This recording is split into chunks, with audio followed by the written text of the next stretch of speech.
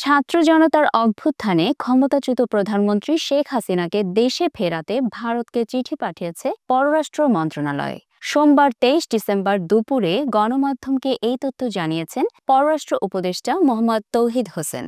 এর আগেই সকালে পিলখানায় বিজিবি দিবস উপলক্ষে অনুষ্ঠানে স্বরাষ্ট্র উপদেষ্টা মোহাম্মদ জাহাঙ্গীর আলম চৌধুরী জানিয়েছিলেন, শেখ হাসিনাকে দেশে ফেরাতে ভারতের সঙ্গে যোগাযোগের জন্য প্রয়োজনীয় উদ্যোগ নিতে পররাষ্ট্র মন্ত্রণালয়কে চিঠি দেওয়া হয়েছে এক্সট্রা অডিশন করার জন্য। কোন উপায়ে শেখ হাসিনাকে ফেরত পাঠানো হবে জানতে চাইলে সাংবাদিকদের তিনি বলেন, আমাদের সঙ্গে ভারতের বন্দি বিনিময় চুক্তি রয়েছে।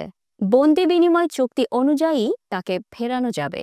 জুলাই-আগস্টের গণহত্যার মামলায় গত ১৭ অক্টোবর শেখ হাসিনার বিরুদ্ধে গ্রেফতারি পরোয়ানা জারি করেন আন্তর্জাতিক অপরাধ ট্রাইব্যুনাল। এরপর তাকে দেশে ফেরাতে শুরু হয় নানা আইনি পদক্ষেপ। গত ১৩ নভেম্বর শেখ হাসিনাকে গ্রেফতারে ইন্টারপোলের রেড নোটিশ জারির বিষয়ে পদক্ষেপ নিতে পুলিশ মহাপরিদর্শকের কাছে আবেদন করে প্রসিকিউশন।